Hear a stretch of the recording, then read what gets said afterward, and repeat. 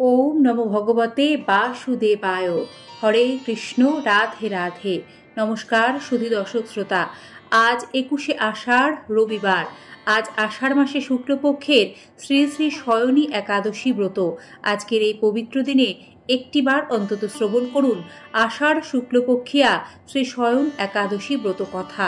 যেহেতু এই একাদশী তিথি থেকে আগামী 4 মাসের জন্য জগৎপালক ভগবান বিষ্ণু যোগ নিদ্রায় শায়িত হন, সে কারণে এই একাদশীকে হরিশয়নী বা দেবশয়নী একাদশীও বলা হয়ে থাকে।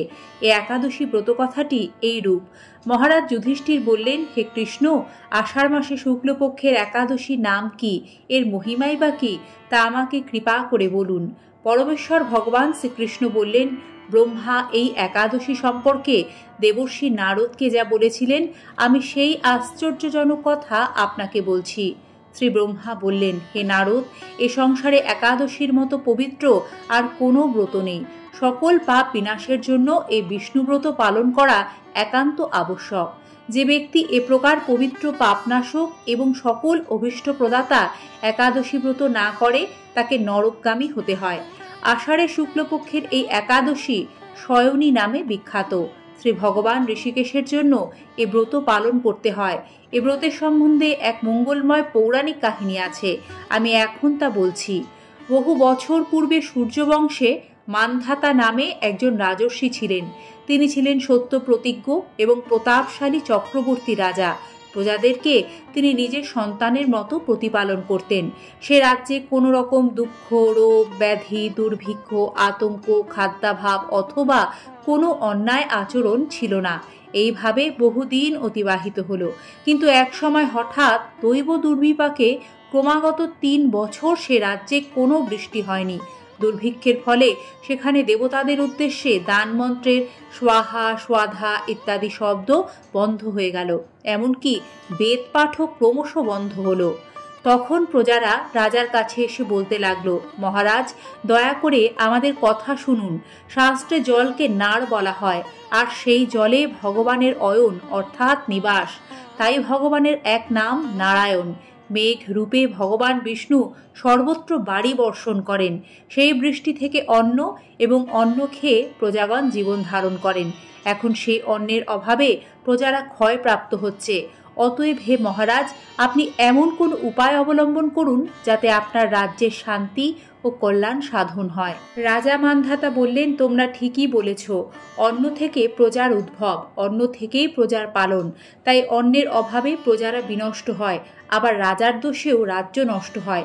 আমি নিজের বুদ্ধিতে আমার নিজের কোনো দোষ খুঁজে পাচ্ছি না, তবুও প্রজাদের কল্যাণের জন্য আমি আপ্রাণ চেষ্টা করব। তারপর রাজা ব্রহ্মাকে প্রণাম করে সৈন্যসহ বনে গমন করলেন। সেখানে প্রধান প্রধান ঋষিদের আশ্রমে ভ্রমণ করলেন। এভাবে একদিন তিনি ব্রহ্মার পুত্র মহা তেজস্বী অঙ্গিরা ঋষির সাক্ষাৎ লাভ করলেন।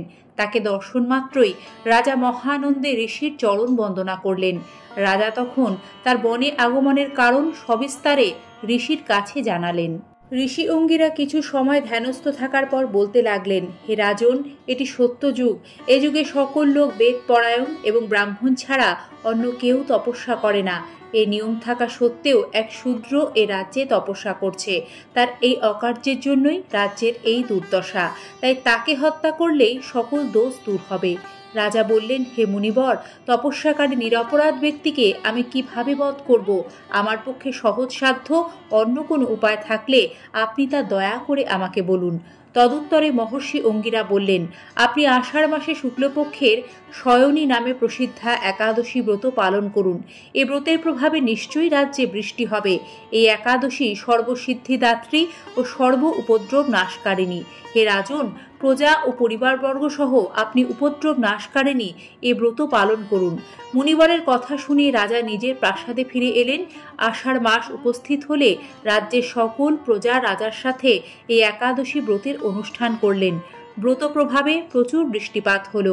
কিছুকালের মধ্যেই অন্নাভাব দূর হলো। ভগবান ঋষিকেশের কৃপায় প্রজাগণ সুখী হলো।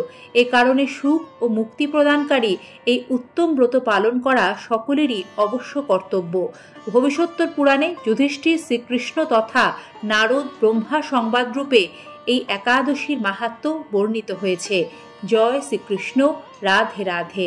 কৃষ্ণকৃপায় মঙ্গল হোক সকলের। শ্রী শয়ন একাদশী ব্রতকথাটি সম্পূর্ণ শ্রবণ করার জন্য আপনাদের সকলকে জানাই আন্তরিক ধন্যবাদ, বিনম্র শ্রদ্ধা।